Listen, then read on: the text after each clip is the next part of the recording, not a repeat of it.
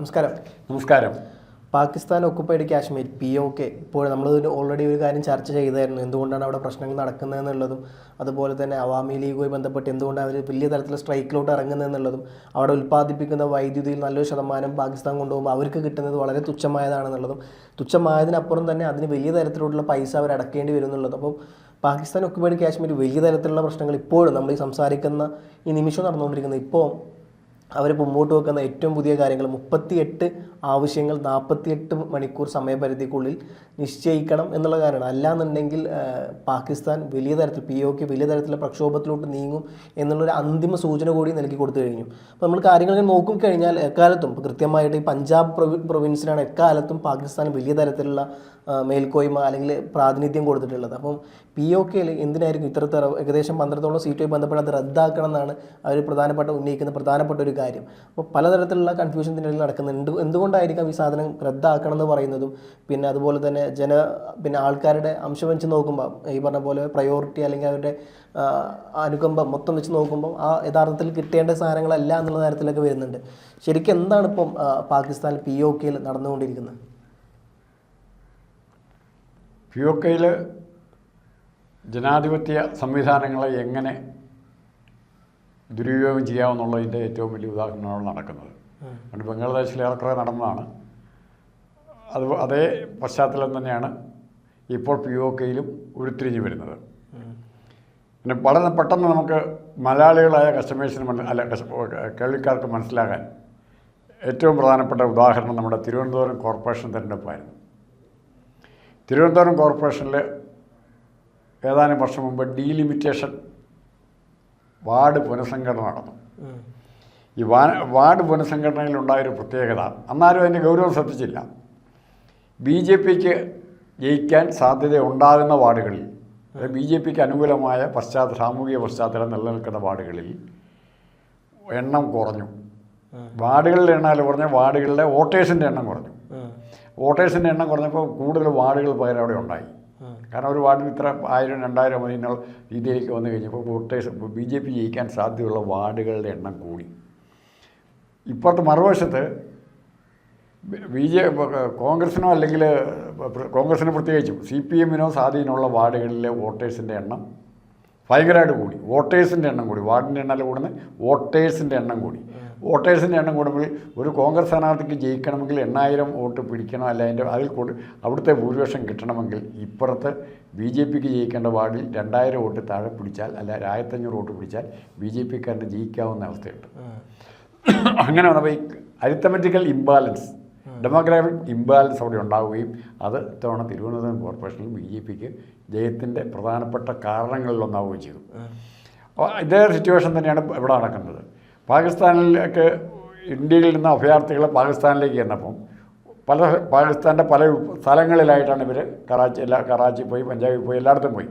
പക്ഷേ ഇവർ സെറ്റിൽ ചെയ്ത് കൂടുതൽ പേരും സെറ്റിൽ ചെയ്യാൻ ഉദ്ദേശിച്ചിരുന്നത് POK, പാകിസ്ഥാൻ ഒക്കുപ്പൈഡ് കാശ്മീർ. നമ്മുടെ കൈവശമുള്ളതിന് JNK പറയും, ജമ്മു കാശ്മീർ എന്ന് പറയും, പാകിസ്ഥാൻ്റെ കൈവശമുള്ളതിന് POK എന്ന് പറയും. അപ്പോൾ POKയിൽ താമസിക്കുന്ന അവരുടെ കാശ്മീരികളായിരുന്നു, ഇന്ത്യയിൽ നിന്ന് പോയ കാശ്മീരികളായിരുന്നു, അഭയാർത്ഥികളായിരുന്നു അവിടെ കൂടുതലായിട്ടുണ്ടായിരുന്നത്. അപ്പോൾ ഈക്വലായിട്ട് എല്ലാവർക്കും സീറ്റ് കൊടുക്കാമെങ്കിൽ ഭൂരിഭാഗം അസംബ്ലി സീറ്റുകളും POKയിൽ വരും.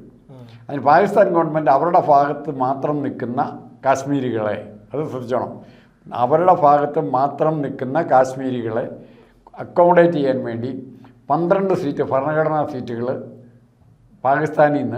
പാകിസ്ഥാൻ ഒക്കുപ്പൈഡ് കാശ്മീരിൻ്റെ മറുഭാഗത്തു നിന്ന് നോമിനേറ്റ് ചെയ്യാനുള്ള അവകാശം പാകിസ്ഥാൻ ഗവൺമെൻറ് എടുത്തു. അത് കാശ്മീരിൽ നിന്ന് അഭയാർത്ഥികളുടെ കെയർ ഓഫിലാണ് ആ സീറ്റ് എടുക്കുന്നത്. ആ 12 സീറ്റ് നോമിനേറ്റ് ചെയ്യുകയാണ് ചെയ്യുന്നത്. അവർക്ക് വേണ്ടപ്പെട്ടവരെ നേരിട്ട് കൊണ്ടുവരാൻ, അവർക്ക് വേണ്ടപ്പെട്ട കാശ്മീരിൽ പാകിസ്ഥാൻ്റെ താല്പര്യത്തിന് വേണ്ടി പ്രവർത്തിക്കുന്നവരെ നേരിട്ട് കൊണ്ടുവരിക എന്നുള്ള ഉദ്ദേശം മാത്രമായിരുന്നു. അതിൻ്റെ ഫലമായിട്ടാണ് ഈ 12 സീറ്റ്. അവിടെ 33 ലക്ഷം, 4 ലക്ഷത്തിന് ഇത്ര സീറ്റ്, 12 സീറ്റ് കിട്ടും. ഇപ്പുറം 33 ലക്ഷം വരുമ്പോൾ 10-30 സീറ്റ് ആകുന്നുള്ളൂ. അപ്പോൾ ആ ബാലൻസ് ഇംബാലൻസ് അവിടെയുണ്ട്. ബാലൻസ് എന്ന് പറയാൻ പറ്റില്ല, ഇംബാലൻസ്. അത് കുറഞ്ഞ ജനസംഖ്യയ്ക്ക് കൂടുതൽ സീറ്റ് ഒരു വശത്ത് കിട്ടുകയും മറുവശത്ത് കൂടുതൽ ജനസംഖ്യയ്ക്ക് കുറഞ്ഞ സീറ്റിലേക്ക് പോവുകയും ചെയ്യുകയാണ്.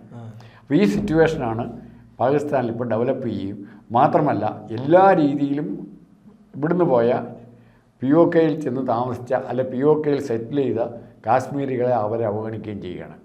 പഞ്ചാബിൻ്റെ മേധാവിത്വം എന്ന് പറഞ്ഞാൽ പാകിസ്ഥാൻ്റെ മേധാവിത്വം എന്ന് പറഞ്ഞാൽ അഡ്മിനിസ്ട്രേറ്റീവ് മേധാവിത്വം, സൈനിക മേധാവിത്വം എല്ലാം കാശ്മീരികളുടെ കയ്യിലാണ്. അപ്പോൾ അതിനെ പഞ്ചാബികളുടെ കയ്യിൽ പഞ്ചാബികളുടെ കയ്യിലാണ്.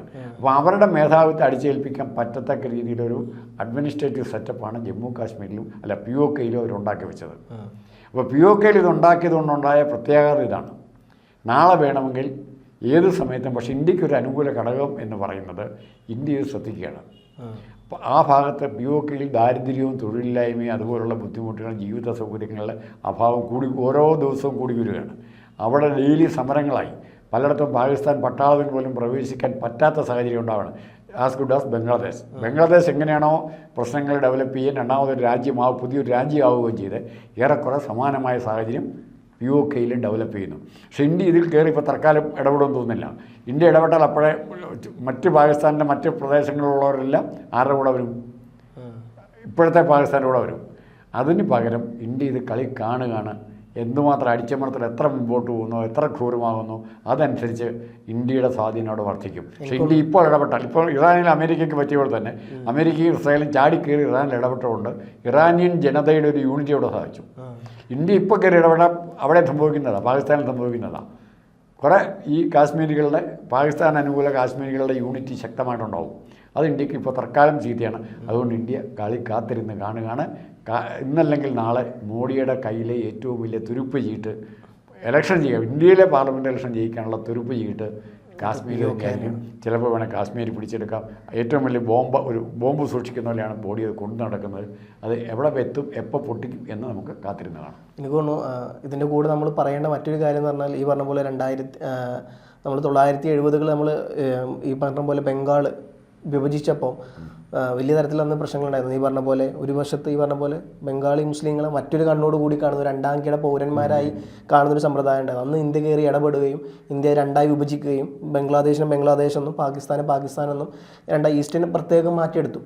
അതിനുശേഷം ഈ പറഞ്ഞ പോലെ കാലങ്ങളായി ഹസീനയിലൂടെ കൃത്യമായി ഇന്ത്യയായിട്ടുള്ള അലയൻസ് അല്ലെങ്കിൽ നല്ലൊരു ബന്ധം ബംഗ്ലാദേശ് കീപ്പ് ചെയ്തിരുന്നു. പിന്നീട് ഇപ്പോൾ അവർ മാറി. ഇപ്പോൾ അതേ ബംഗ്ലാദേശാണ് ഇന്ന് ഇന്ത്യക്ക് ഏറ്റവും വലിയ തലവേദനയായി മാറുന്നതും. പലതരത്തിലുള്ള ആരോപണങ്ങൾ ഇന്ത്യക്കെതിരെ കൊണ്ടുവരുന്നു. ഇന്ത്യയുടെ പല ഭാഗങ്ങളും അവരുടേതാണെന്നുള്ള മാപ്പിൽ അവർ കാണിക്കുന്നു. ഇന്ത്യയുടെ വെസ്റ്റ് ബംഗാളിൻ്റെ പല ഭാഗങ്ങളും അവരുടേതാണെന്ന് പറയുന്നു. പലതരത്തിലുള്ള കാര്യങ്ങൾ ഇന്ത്യയുമായി കൊമ്പ് കോർക്കുന്നു. അപ്പോൾ ഇത് ഇന്ത്യക്കൊരു തിരിച്ച പാഠം കൂടിയാണ്. കാരണം ഈ പറഞ്ഞ പോലെ ഒരു കാലത്ത് നമ്മൾ ബംഗ്ലാദേശിനെ സഹായിച്ചു, അതേ ബംഗ്ലാദേശ് പിൽക്കാലത്ത് നമുക്കിട്ട് പണി തരുന്നു എന്നുള്ള സാധനം ഇന്ത്യയുടെ കൺമുമ്പിൽ കിടക്കുന്നുണ്ട്. അതുകൊണ്ട് തന്നെ ഇനി ഇന്ത്യ പെട്ടെന്ന് ഇത്തരത്തിൽ ചാടി ഇത്തരത്തിൽ POK പിടിച്ചെടുക്കുമോ എന്നുള്ള വലിയ ചോദ്യത്തിന് കിടക്കുന്നുണ്ട്. സ്വാഭാവികമായിട്ടും അത് പിടിച്ചെടുത്താൽ പിൽക്കാലത്ത് ഇതും ഈ POKയും ഇന്ന് ബംഗാളായ പോലെ തിരിച്ച് നമുക്ക് പണിയാവൂ എന്നുള്ള ചോദ്യത്തിന് ഇന്ത്യയുടെ മുമ്പിൽ കിടക്കുന്നുണ്ട് തോന്നുന്നു. താങ്കൾ പറഞ്ഞ ബംഗ്ലാദേശിൽ ഡെവലപ്മെൻ്റ് ഉണ്ടായത് അതും അവിടുത്തെ ഒരു പൊതു തെരഞ്ഞെടുപ്പിനെ തുടർന്നാണ്. അവിടെ അവാമി ലീഗ്, മുജിബുർ റഹ്മാൻ്റെ പാർട്ടിക്കാണ് അവിടെ ഭൂരിപക്ഷം കിട്ടിയത്. വളരെ കുറച്ച് ഭൂരിപക്ഷം ഉണ്ടായിരുന്നു. അദ്ദേഹമായിരുന്നു ഇപ്പോൾ എൻ്റയർ പാകിസ്ഥാൻ്റെ പ്രസിഡന്റ് ആകേണ്ടിരുന്നതാണ് മുജിബുർ റഹ്മാനായിരുന്നു. അത് പാകിസ്ഥാൻ സൈന്യം സമ്മതിച്ചില്ല, ഭൂട്ടോ സമ്മതിച്ചില്ല. അവർ തമ്മിലുള്ള അങ്ങനെയാണ് ആഭ്യന്തര ഇലക്ഷൻ ബന്ധപ്പെട്ട തർക്കമാണ് അത് ബംഗ്ലാദേശിൻ്റെ വിമോചനത്തിലേക്ക് കലാശിക്കുന്നത്. ഇവിടെ ഈ ഇലക്ഷനുമായിട്ട് ബന്ധപ്പെട്ട് പാകിസ്ഥാൻ്റെ കയ്യിൽ, പാകിസ്ഥാൻ സൈനിക ഭരണകൂടത്തിൻ്റെ കയ്യിൽ, സൈനിക ഭരണകൂടം എന്ന് പറയണം, ജനാധിപത്യം ഇല്ല അവിടെ, അസീം മുനീറിൻ്റെ കയ്യിൽ നിൽക്കുന്ന ഈ ഭരണകൂടത്തിൻ്റെ കയ്യിൽ മൊത്തം പാകിസ്ഥാനെ കൈപ്പിടിയിൽ ഒതുക്കാനുള്ള ശ്രമമാണ്. അത് ഒരു പരിധി വിട്ട് കൂടുതൽ ഞെക്കിക്കഴിയുമ്പോൾ തന്നെത്താനെ കൈ തട്ടിമാറ്റാനുള്ള ടെൻഡൻസി ഉണ്ടാവും. അതുവരെ ഇന്ത്യ കാത്തിരിക്കുന്നതാണ് വിചാരിക്കുന്നത്.